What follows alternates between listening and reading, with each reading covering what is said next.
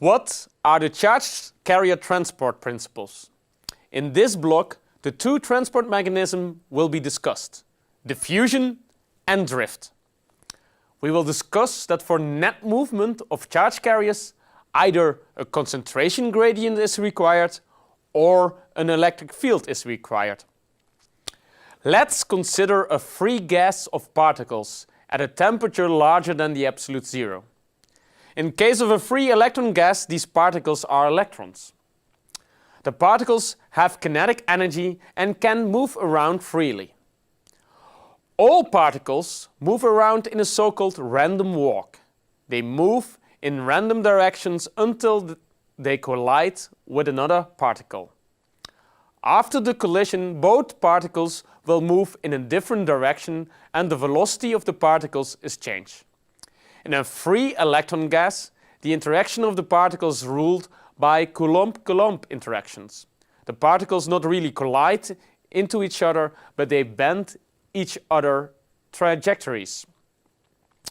Let's consider the situation that the density of the particles is uniformly distributed. No density gradient exists. On average, the particles with a random walk will have no net movement. Just as many particles will move to the right will be moving to the left. Just as many particles will be moving up as will be moving down. Now we consider a non-uniform particle distribution. At the right you see that the particle density is higher than at the left. In other words, a density gradient is present going from right to left. If these particles all move randomly around, the flux of particles to the volume with lower density on the left will be higher. The flux of particles to the volume with higher density on the right will be smaller. There will be a net movement of particles until the density is uniformly distributed. In the current situation, the density is uniform. No gradient exists, so there is no net movement of particles due to diffusion. The net movement of particles induced by density gradients is called diffusion. It can be described by Fick's law of diffusion. Je in this case is the electron current density, expressed in current per area.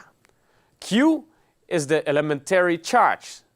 D is the diffusion coefficient of the electrons, and dN dx represents the density gradient in direction x.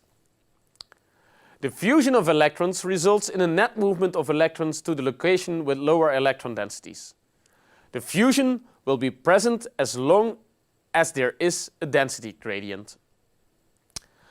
The same equation is valid for holes. Diffusion of holes results in a net movement of holes to the location with lower hole densities. Now we move to the second transport mechanism, which is called drift. Charged particles, like electrons and holes, can also be moved under influence of an electric field. Let's consider an electric field which points to the left. If a positively charged hole is positioned in this electric field, it will experience an electric force in the direction of the electric field, so in this case to the left. Consequently, it will start moving in that direction. A negatively charged electron will experience a force in the opposite direction of the electric field. The electron will start moving to the right.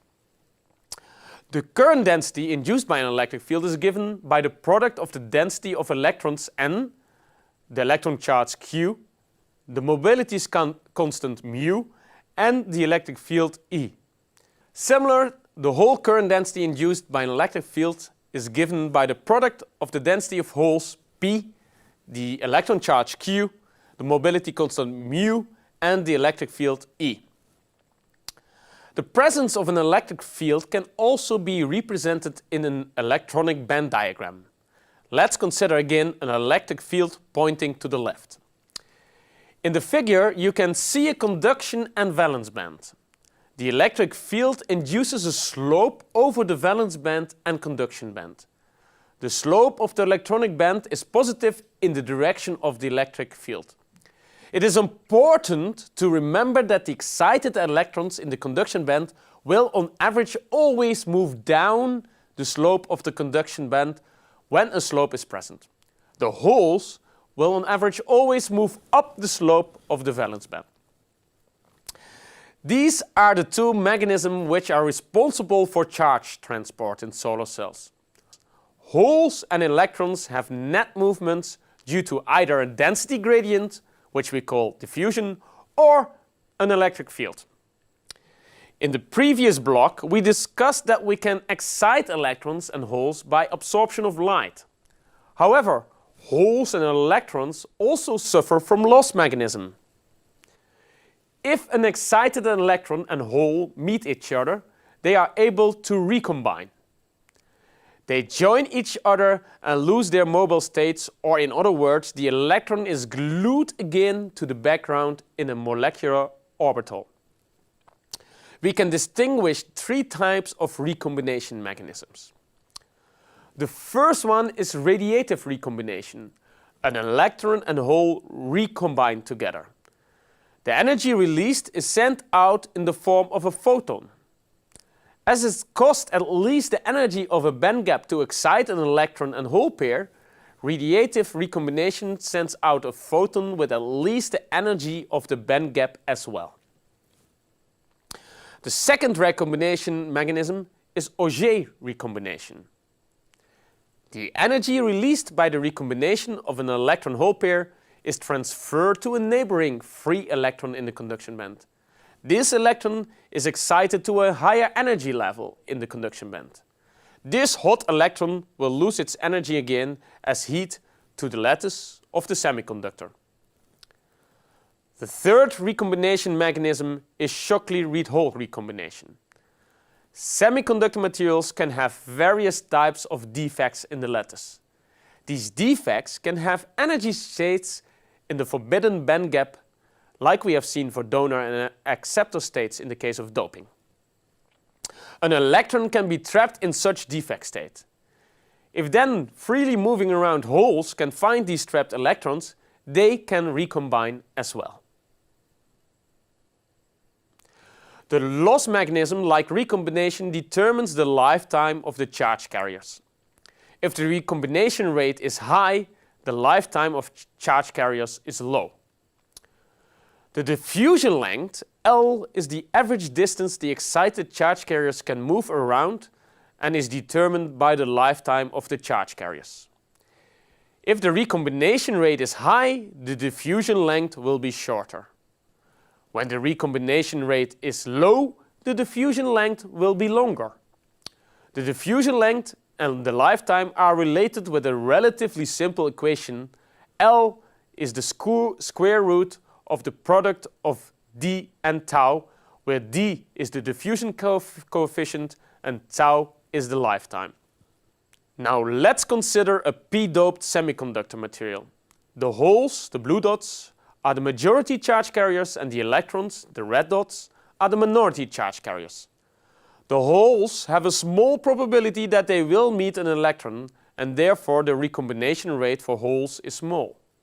On the other hand, the electrons have a high probability to meet one of the holes, as the hole density is many orders of magnitude higher. This means that the recombination rate for the electrons is high, or in other words, the diffusion length of the electrons, Le, is shorter than that of the holes, Lh. Let's consider now n-doped semiconductor materials.